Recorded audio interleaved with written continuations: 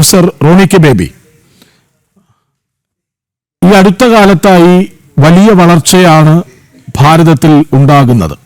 ആഭ്യന്തര ഉൽപാദനമാകട്ടെ, നമ്മുടെ വളർച്ചയാകട്ടെ ഒന്നിനൊന്ന് മികച്ചതെന്ന് തെളിവ് സഹിതം ആവർത്തിച്ച് പറയുന്നുണ്ട് സർക്കാർ. നോക്കൂ, ഇപ്പോൾ ആ വളർച്ചയ്ക്ക് പിന്തുണ എന്ന മട്ടിലാണ് ഈ GST പരിഷ്കരണം വരുന്നത്. സ്വയം പര്യാപ്തമായ ഒരു സാമ്പത്തിക സംസ്കാരമല്ലെന്ന് കോൺഗ്രസ് എങ്ങനെ പറയും? ഇവിടെ ചൂണ്ടിക്കാട്ടിയതുപോലെ അമേരിക്ക നമ്മളെ മേൽ പ്രഖ്യാപിച്ച ഒരു തീരുവ യുദ്ധം, അതിനെ മറികടക്കാൻ വേണ്ടിയിട്ടാണ് ഈ GST റിഫോംസ്, അല്ലെങ്കിൽ GST 2.0 എന്ന പേരിൽ ഇപ്പോൾ പ്രഖ്യാപിച്ചിരിക്കുന്ന റിഫോംസ് കൊണ്ടുവന്നത് എന്ന് ഞാൻ വിശ്വസിക്കുന്നില്ല. കാരണം 1.5 വർഷമായി GST കൗൺസിൽ ഈ നിർദ്ദേശങ്ങൾ ചർച്ച ചെയ്തുകൊണ്ടിരിക്കുകയാണ്. 2017 മുതൽ നമ്മൾ ആദ്യം GST നടപ്പാക്കിയപ്പോൾ മുതൽ ഇത് റാഷണലൈസ് ചെയ്യണം, ഇത് കുറച്ചുകൂടെ ക്രമീകരിക്കണം എന്നുള്ള വാദങ്ങൾ കോൺഗ്രസ് ഉൾപ്പെടെ ശക്തമായി മുന്നോട്ട് വെച്ചതാണ്. പറഞ്ഞത് നിർമ്മലാ സീതാരാമനും പറഞ്ഞിട്ടുണ്ട്. പക്ഷെ ഫലത്തിൽ അത് ദീർഘവീക്ഷണമുള്ള ഒരു ഭരണാധികാരിയുടെ ഒരുക്കമായി കണ്ടാൽ എന്താണ് ഇതിന്റെ അകത്തൊരു ദീർഘവീക്ഷണമുള്ള ഒരു നടപടിക്രമം എന്ന് ഞാൻ ഇതിനെ വിശ്വസിക്കുന്നില്ല. കാരണം ഇപ്പോൾ നമ്മുടെ സമ്പദ് വ്യവസ്ഥ നേരിട്ടുകൊണ്ടിരിക്കുന്ന വലിയ പ്രയാസങ്ങള്, പ്രതിസന്ധികള്, വളരെ ഗുരുതരമായിട്ടുള്ള ചില പ്രതിസന്ധികൾ നമ്മുടെ സമ്പദ് വ്യവസ്ഥ ഇപ്പോൾ നേരിടുന്നുണ്ട്. അതില് ഒന്നാമത്തേത് എന്ന് പറയുന്നത് നമ്മുടെ GDP ഗ്രോത്ത് കുറയുന്നു. 2047 ഒരു വികസിത ഭാരതമാകണമെങ്കിൽ നമ്മളൊരു 10% മുകളിലേക്ക് ഒരു GDP ഗ്രോത്തിലേക്ക് നമ്മൾ പോകണം. പക്ഷെ നിലവിൽ നമുക്ക് 6.7% വരെ നമ്മുടെ GDP ഗ്രോത്ത്, ഒന്ന് നമ്മുടെ സാമ്പത്തിക വളർച്ചയുടെ ഒരു മാന്യം നിൽക്കുന്നു. 2, ഏറ്റവും അലാമിംഗ് ആയിട്ടുള്ള ഡൊമസ്റ്റിക് സേവിങ്സ് ഇവിടെ കുറയുന്നുണ്ട്. ഏറ്റവും പുതിയ കണക്കുകൾ അനുസരിച്ച് നമ്മൾ ഇവിടെ ഈ സാധനങ്ങളുടെയൊക്കെ വില കുറയുന്നു എന്ന് പറയുമ്പോൾ തന്നെ ഈ ഡൊമസ്റ്റിക് സേവിങ്സ് ആൻഡ് ഡൊമസ്റ്റിക് ഡെപ്റ്റ്, ആ 2 കണക്കുകൾ നമ്മൾ കാണാൻ പോകരുത്. ഏറ്റവും പുതിയ കണക്ക് പ്രകാരം ഇന്ത്യയുടെ ഡൊമസ്റ്റിക് സേവിങ്സ് എന്ന് പറയുന്നത് 5.1% മാത്രമാണ് ഓഫ് GDP. ഇപ്പോൾ ഡൊമസ്റ്റിക് ഡെപ്റ്റ് എത്ര വരിക? 41.9% ആണ്. ഇവിടെ സേവിങ്സ് കൂടുന്നില്ല, ഇൻകം കൂടുന്നില്ല, പകരം എന്ത് ചെയ്യാണ്? ജനങ്ങളുടെ ഡെപ്റ്റ് കൂടിക്കൊണ്ടിരിക്കുക. അതിന്റെ ഭാഗമായിട്ട് നമുക്കറിയാം ഇപ്പോൾ നമ്മുടെ സമ്പദ് വ്യവസ്ഥയിൽ പ്രൈവറ്റ് ഇൻവെസ്റ്റ്മെന്റ് ഉണ്ടാവുന്നില്ല. ഇപ്പോൾ അങ്ങനെ സമ്പദ് വ്യവസ്ഥ ഒരു പ്രതിസന്ധിയിൽ നിൽക്കുമ്പോഴാണ് അതിനെ ഒന്ന് ബൂസ്റ്റപ്പ് ചെയ്യാൻ വേണ്ടിയിട്ട് ജനങ്ങളുടെ കൺസംഷൻ ആണ് ഇവിടെ സംഭവം എന്ന് പറയുക, കൂടുതൽ കൺസംഷൻ ഉണ്ടാക്കുക. ആ കൺസംഷൻ ഉണ്ടാക്കാൻ വേണ്ടിയിട്ടുള്ള ഒരു സംഭവമാണ് ഇപ്പോൾ വന്നിരിക്കുന്ന പ്രഖ്യാപനം. പക്ഷെ അത് പ്രശ്നം എന്താണ്? ഈ കൺസംഷൻ ഉണ്ടാകണമെങ്കിൽ എവിടെയാണ് ജനങ്ങൾക്ക് പർച്ചേസിംഗ് പവർ എന്ന് പറയുന്ന ഒരു സാഹചര്യം നോക്കണം. എന്ന് പറയുമ്പോൾ 50 കോടിക്ക് മുകളിലാണ് ഇന്ത്യയിലെ മിഡിൽ ക്ലാസ് പോപ്പുലേഷൻ എന്ന് പറഞ്ഞാൽ പോലും അതിന് എത്ര ആളുകൾക്ക് വളരെ കൃത്യമായിട്ടുള്ള പർച്ചേസിംഗ് പവർ, ഈ ഡെപ്റ്റ്, ഈ 41.9% ഡൊമസ്റ്റിക് ഡെപ്റ്റിൽ നിൽക്കുന്ന ഒരു രാജ്യത്ത് ഈ കൂടുതൽ ജനങ്ങൾ കൺസ്യൂം ചെയ്തോ, ജനങ്ങൾ കൂടുതൽ കൺസംഷനിലേക്ക് പോയിക്കോ എന്ന് പറയുമ്പോൾ അതിനുള്ള പണം ജനങ്ങൾക്കുണ്ടോ എന്നുള്ളത് വളരെ ഗുരുതരമായിട്ടുള്ള പ്രതിസന്ധിയാണ്. നമ്മൾ പറയുന്നു ഇവിടെ വലിയ വിപ്ലവകരമായിട്ടുള്ള മാറ്റമാണ്, അല്ലെങ്കിൽ ഒരു പ്രഖ്യാപനമാണ് ഉണ്ടായിരിക്കുന്നത്. അങ്ങനെ വിപ്ലവകരമായ മാറ്റവും പ്രഖ്യാപനമാണ് ഉണ്ടായതെങ്കിൽ സ്വാഭാവികമായിട്ടും അത് റിഫ്ലക്ട് ചെയ്യേണ്ടത്, പ്രതിഫലിക്കേണ്ടത് ഇന്നലെ ഇന്ത്യയുടെ സ്റ്റോക്ക് മാർക്കറ്റിലാണ്. പക്ഷെ ഇന്നലെ നിങ്ങൾ നോക്കുക, ഇന്ത്യൻ സ്റ്റോക്ക് മാർക്കറ്റ് ആയിക്കോട്ടെ അല്ലെങ്കിൽ നിഫ്റ്റി ആയിക്കോട്ടെ, അവരുടെ പെർഫോമൻസ് നോക്കുക. അപ്പൊ നമ്മൾ പറയുന്നത് ഏറ്റവും അധികം ബൂസ്റ്റിംഗ് ഉണ്ടാകാൻ പോകുന്നത്, ഏറ്റവും അധികം വളർച്ച ഉണ്ടാകാൻ പോകുന്നത് ഓട്ടോ സെക്ടറിലാണ് വരാൻ പോകുന്നത്, വാഹന വിപണിയിലാണെന്ന് പറയുന്നു.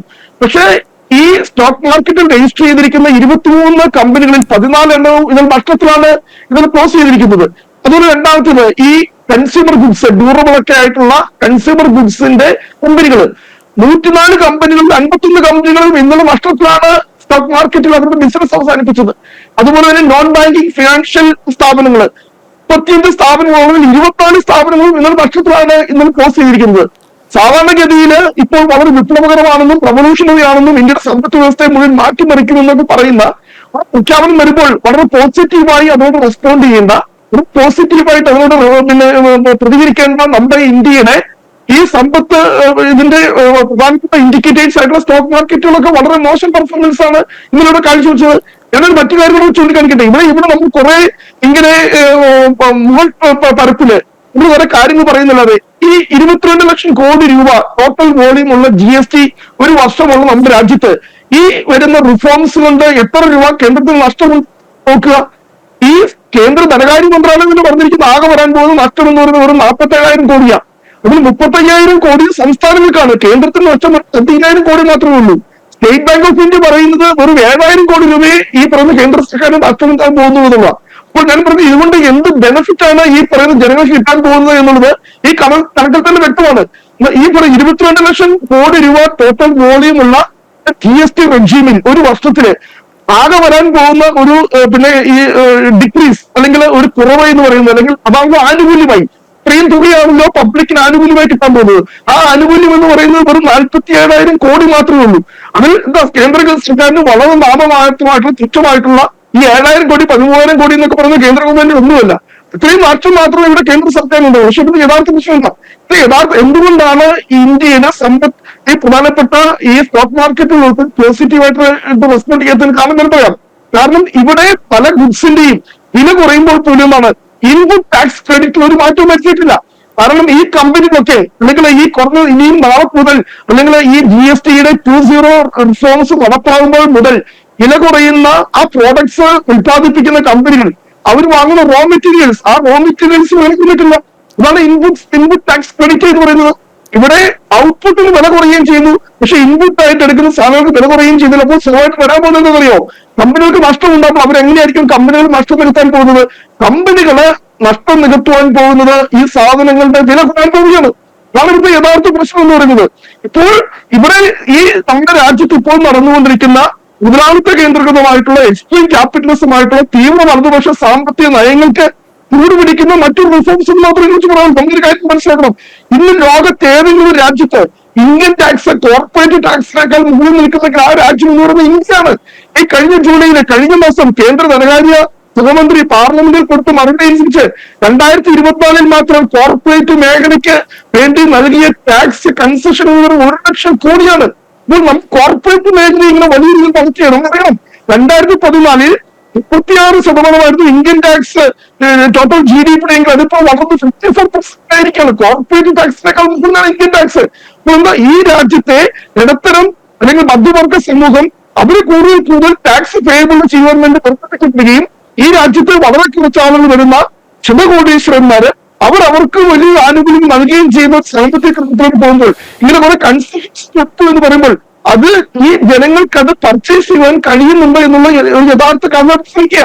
ഈ ഇപ്പൊ ഏറ്റവും പുതിയ കണക്ക് എന്ന് പറയുന്നത് ഈ ഞാൻ പറഞ്ഞല്ലോ ഈ കഴിഞ്ഞ 47 വർഷത്തെ ഏറ്റവും കുറവ് ഡൊമസ്റ്റിക് സേവിങ്സ് ആണ് നമ്മുടെ രാജ്യത്തുള്ളത്. കാരണം ഇവിടെ ഇൻവെസ്റ്റ്മെന്റ് ഉള്ളത് നമുക്കറിയാം. ഇവിടെയാണ് ഈ പറയുന്ന മൂലധനം നിക്ഷേപം കൂടുതലുണ്ടാകുന്നത്. ഒരു ഇക്കോണമി വളരണമെങ്കിൽ കൂടുതലായിട്ടുള്ള ഇൻവെസ്റ്റ്മെന്റ് ഉണ്ടാകും. ആ ഇൻവെസ്റ്റ്മെന്റ് ഡൊമസ്റ്റിക് സേവിങ്സിൽ നിന്നാണ്. പക്ഷെ നമ്മുടെ ഇവിടുത്തെ ഡൊമസ്റ്റിക് സേവിങ്സ് 47 ഇയേഴ്സിനിടയിലെ ഏറ്റവും കുറച്ച് ഡൊമസ്റ്റിക് സേവിങ്സ് ആണ്. കാരണം എന്താ അത് സൂചിപ്പിക്കുന്നത് ജനങ്ങളിലേക്ക് നമ്മൾ ദീർഘവീക്ഷണമുള്ള സാമ്പത്തിക നയമാകണമെങ്കിൽ കാലത്തേക്ക് എന്ത് ചെയ്യണം? ജനങ്ങൾക്ക് സേവിങ്സ് ഉണ്ടാവണം. ആ സേവിങ്സ് വേണം പിന്നീട് നമ്മുടെ ഇക്കോണമിയിലേക്ക് വരാൻ വേണ്ടിയിട്ട്. അതാണല്ലോ സേവിങ്സ് ഉണ്ടാവുന്ന ആ സേവിങ്സ് പിന്നീട് ഇൻവെസ്റ്റ്മെന്റ് ആയിട്ട് ഇക്കോണമിയിലേക്ക് വന്ന് അത് ഇക്കോണമി ബൂസ്റ്റ് ചെയ്യണം. പക്ഷെ ഇവിടെ സേവിങ്സ് ഉണ്ടാകുന്നില്ല. ആ സേവിങ്സിന് കറസ്പോണ്ടിങ് ആയിട്ടുള്ള ഇൻവെസ്റ്റ്മെന്റ് ഉണ്ടാകുന്നില്ല. മറിച്ച് ബോറോയിങ്സ് കൂടുന്നു, ഡെറ്റ് കൂടുന്നു. ആ ഇപ്പൊ ഗവൺമെന്റ് എന്താ പറയുന്നില്ല, നിങ്ങൾ തപ്പെടുത്തു. നിങ്ങൾ എവിടെ നിന്ന് വേണമെങ്കിലും ഈ രാജ്യത്തെ ഈ പറയുന്ന 50 കോടി 60 കോടി വരുന്ന മിഡിൽ ക്ലാസ് നിങ്ങൾ കൂടുതൽ കടം മേടിച്ചു, നിങ്ങൾ കൂടുതൽ കടബാധ്യതയുള്ളവരായി മാറിച്ചു. എന്നിട്ട് നിങ്ങൾ എന്ത് ചെയ്യണം? ആ കടം എടുക്കുന്ന പണം മുഴുവൻ നിങ്ങൾ ഇവിടുത്തെ മാർക്കറ്റ് ഇൻവെസ്റ്റ് ചെയ്തു. നിങ്ങൾ കൂടുതൽ സാധനങ്ങൾ മേടിച്ചു എന്ന് പറയുന്നത് അത് എന്ത് പിന്നെ സാമ്പത്തിക സിദ്ധാന്തമാണ്? അത് എന്ത് ലോങ് ടൈം അടിസ്ഥാനത്തിൽ സാമ്പത്തിക സിദ്ധാന്തം? അതായത് ജനങ്ങൾ കൂടുതൽ കടം പാത്രമാകുന്നതാണോ ഒരു രാജ്യത്തിന്റെ സമ്പത്ത് വ്യവസ്ഥയുടെ ഇൻഡിക്കേറ്റർ എന്ന് നമ്മൾ പിന്നെ സംശയിക്കേണ്ട ഒരു സ്ഥാനം. ഇത് ഞാൻ മനസ്സിലാക്കുന്നത് ഒരു ദിവസം കൂടി മാത്രം ഒരു ഫേസ് സേവിംഗ് മാത്രം. ഡീപ്പായിട്ടുള്ള ക്രൈസിസിനോട് നമ്മൾ സമ്പത്ത് വ്യവസ്ഥ കടന്നു പോകുമ്പോൾ അതിനകത്ത് നിന്നും പിടിച്ചു കയറാൻ വേണ്ടിയിട്ട് ഒരു കച്ചിത്തുരുമ്പ് എന്നുള്ളതല്ലാതെ ഒരു ലോങ് ടൈമിലേക്കുള്ള 2045 ഒരു വികസിത ഭാരതമാക്കി അല്ലെങ്കിൽ പ്രധാനമന്ത്രി പ്രഖ്യാപിച്ചതുപോലെ ലോകത്തെ 3ാമത്തെ സമ്പദ് വ്യവസ്ഥ ആണെങ്കിൽ $5 ബില്യൺ സമ്പദ് വ്യവസ്ഥ കൊണ്ടുവരണം. ഇപ്പോൾ പോലും നമുക്ക് 247 ബില്യൺ ഡോളറാണ് ഏറ്റവും ലേറ്റസ്റ്റ് ആയിട്ടുള്ള കണക്ക്. നമ്മൾ ഇനി അതിന്റെ ഇരട്ടിയിലേക്ക് കഴിഞ്ഞ അടുത്ത 22 വർഷത്തെ അത് മാറേണ്ടിയിരിക്കുന്നു. പക്ഷെ ഗവൺമെന്റ് അതിന് ചെയ്യേണ്ടത് കാരണം ഈ പറയുന്ന വൻകിട കോർപ്പറേറ്റ് 1 ലക്ഷം കോടിയാണ്. കാരണം ലോകത്തൊരു പക്ഷേ ഈ കോർപ്പറേറ്റ് ടാക്സ് കുറച്ച് ന്യായമായിട്ട് കണ്ടതാണ്. 30% നിന്നും 22% നമ്മുടെ രാജ്യത്ത് കോർപ്പറേറ്റ് ടാക്സ് കുറച്ചിരിക്കുന്നത്. 2018 28,000 കോടിയായിരുന്നു കോർപ്പറേറ്റ് മേഖലയ്ക്ക് നമ്മൾ ടാക്സ് കൺസെഷൻസ് കൊടുത്തിരുന്നതെങ്കിൽ 2024 1 ലക്ഷം കോടിയിലേക്ക് അലാമിംഗ് ആയിട്ടുള്ള ഒരു ഡിഫറൻസിലേക്ക് വന്നിരിക്കുകയാണ്. പ്രശ്നം എന്താ പറയുമോ? ഒരു എക്കണോമിക് ഇൻഇക്വാളിറ്റി പ്രിയാമ്പിൾ പറയുന്ന ഒരു എക്കണോമിക് ജസ്റ്റിസ് ഉണ്ട്. ആർട്ടിക്കിൾ 38 പറയുന്ന ഡയറക്റ്റീവ് പ്രിൻസിപ്പിൾസിൽ പറയുന്ന ഒരു സാമ്പത്തിക നീതിയുണ്ട്. ആ സാമ്പത്തിക നീതി എന്ന് പറയുന്ന ഈ രാജ്യത്തെ പൗരന്മാർക്ക് നിഷേധിക്കപ്പെടുക. കാരണം തോമസ് പിക്കറ്റിയെ പോലെ നൊബേൽ സമ്മാനം നേടിയ എക്കണോമിസ്റ്റുകൾ, അതായത് പുസ്തകം എടുത്ത ക്യാപിറ്റൽ, അദ്ദേഹം പറയുന്നത് കഴിഞ്ഞ 100 വർഷത്തെ ഏറ്റവും വലിയ സാമ്പത്തിക അസമത്വത്തോടെയാണ് ഈ രാജ്യം കടന്നുവന്നത്. ഇന്ന് ഈ രാജ്യത്തിന്റെ 74.8% സമ്പത്ത് എന്ന് പറയുന്നത് ശതമാനത്തിൽ താഴെ ആളുകളിലേക്ക് കേന്ദ്രീകരിക്കുമ്പോൾ ശരി, ഞാൻ അങ്ങയിലേക്ക് വരാം.